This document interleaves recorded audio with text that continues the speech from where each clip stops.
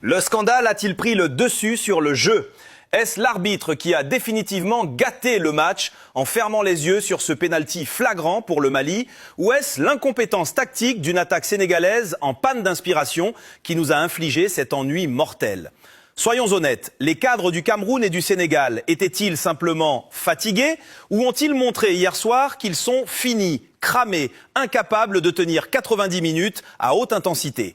Le Maroc a-t-il vraiment gagné ce match au mérite ou a-t-il bénéficié du coup de pouce classique accordé au pays organisateur pour ne pas sortir les lions indomptables à la régulière ? C'est le moment de vérité. Ne soyez pas politiquement correct. On veut votre rage, votre joie, votre analyse brute en commentaire. Maintenant, le débat est ouvert.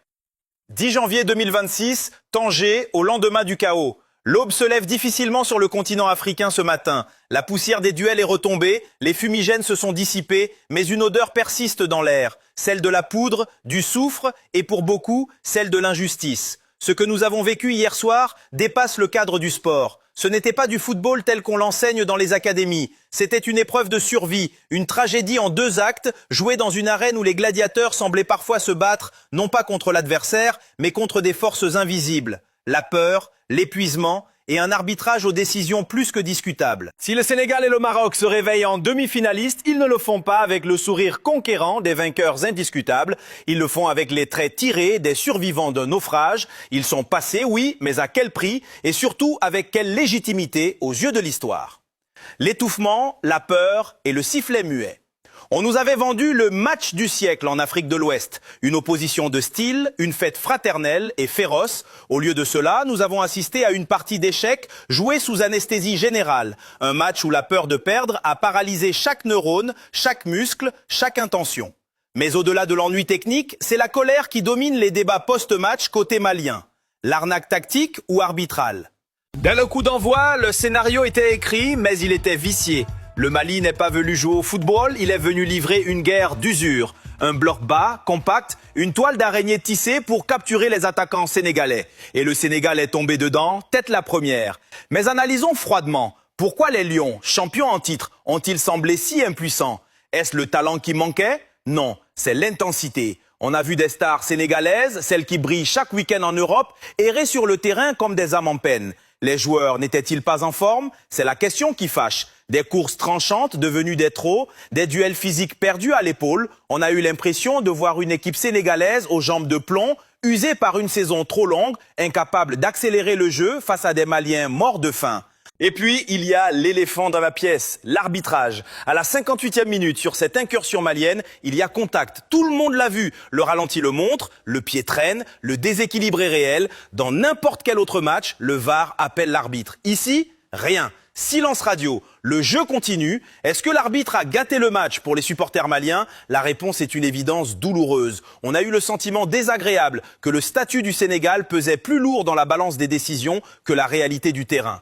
Les petits coups de sifflet au milieu de terrain, ceux qui cassent le rythme quand le Mali commençait à sortir la tête de l'eau, ont fini par écœurer les aigles. La mort du jeu, la naissance du psychodrame. Le match s'est enlisé dans une médiocrité technique effrayante. Le Sénégal avait le ballon, mais c'était une possession de peur. Il faisait tourner derrière, incapable de trouver la verticalité, terrifié à l'idée de prendre un contre. C'était pénible à voir. Le champion d'Afrique ne jouait pas pour gagner, il jouait pour ne pas mourir. Le Mali, lui, acceptait ce non-match, persuadé que son heure viendrait au tir au but. Et cette séance, elle n'a pas été glorieuse.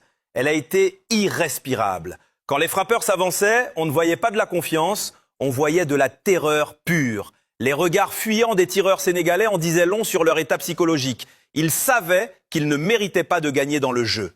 Le Mali sort de la compétition invaincu, la tête haute, mais le cœur en miettes, avec le sentiment amer d'avoir été volé par le système. Le Sénégal passe par un trou de souris, miraculé, sans aucune certitude pour la suite, si ce n'est celle d'avoir un gardien qui sait réparer les erreurs des autres. Le volcan, le vice et la chute des légendes. Si le premier match était une agonie lente, celui-ci fut une explosion nucléaire. L'atmosphère à Tanger était électrique, hostile, grandiose. Mais sur le terrain, la polémique a vite rattrapé la beauté du duel. Maroc contre Cameroun, c'était la technique contre le physique, le scalpel contre le marteau. Et à la fin, c'est le scalpel qui a gagné, mais le marteau crie au scandale.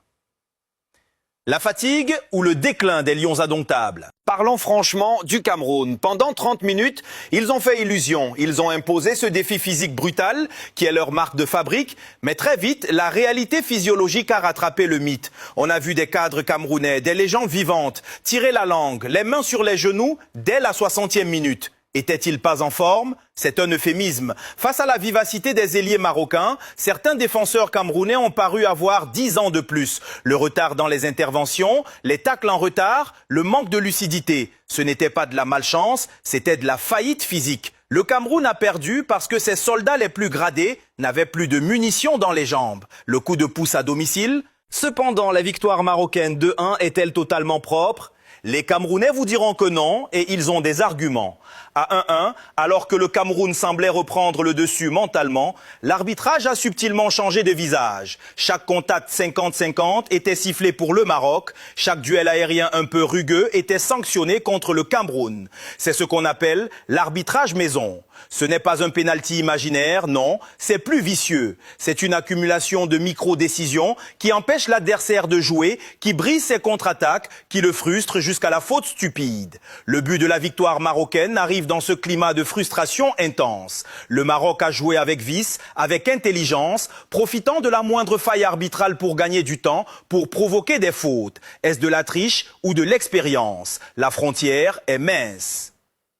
Le chaos final. Le but victorieux du Maroc restera dans les mémoires comme un moment de folie totale. Une action confuse, un ballon qui traîne, une frappe déviée. Ce n'était pas un but construit, c'était un but du destin. Le stade a explosé, non pas de joie pure, mais de soulagement hystérique. Le Cameroun a fini le match en balançant de longs ballons désespérés, cherchant un miracle qui n'est jamais venu, trahi par son manque de fraîcheur et peut-être par un sentiment d'impuissance face à une machine bien huilée et bien protégée. Des géants aux pieds d'argile. Au petit matin, alors que l'Afrique digère ses 240 minutes de tension absolue, que reste-t-il? 1. Le mythe de la forme physique. On a vu hier que le football africain ne pardonne plus l'approximation athlétique. Les stars venues d'Europe, censées survoler la compétition, ont été pour la plupart fantomatiques, épuisées, méconnaissables. Le Sénégal et le Cameroun ont payé le prix fort d'avoir des leaders aux jambes lourdes. 2. L'ombre de l'arbitrage. C'est triste à dire, mais on parlera plus des décisions arbitrales que des gestes techniques. Le sentiment que le Mali s'est fait enfler et que le Maroc a été protégé va nourrir les discussions dans les maquis et sur les réseaux sociaux jusqu'à la prochaine CAN. L'arbitre a-t-il gâté la fête? Pour la moitié du continent, la réponse est un oui retentissant. 3. Des vainqueurs en sursis. Le Sénégal et le Maroc sont en demi-finale, mais ils n'ont fait peur à personne hier soir. Au contraire, ils ont montré leurs failles, leurs doutes, leur fébrilité. Le Sénégal est une équipe sans âme offensive qui ne sait plus créer le danger. Le Maroc est une équipe brillante par séquence, mais friable sous la pression physique, qui a besoin que tout s'aligne pour gagner. Les demi-finales ne seront pas des célébrations, ce seront des combats de rue. Car les adversaires ont vu. Ils ont vu que le roi Sénégal saigne. Ils ont vu que le Maroc tremble quand on le bouscule. La peur a changé de camp. Hier, les favoris ont survécu. Demain, survivre ne suffira plus. Il faudra ressusciter ou disparaître. Et vu l'état de forme des joueurs et la tension autour des arbitres, tout est possible. Absolument tout.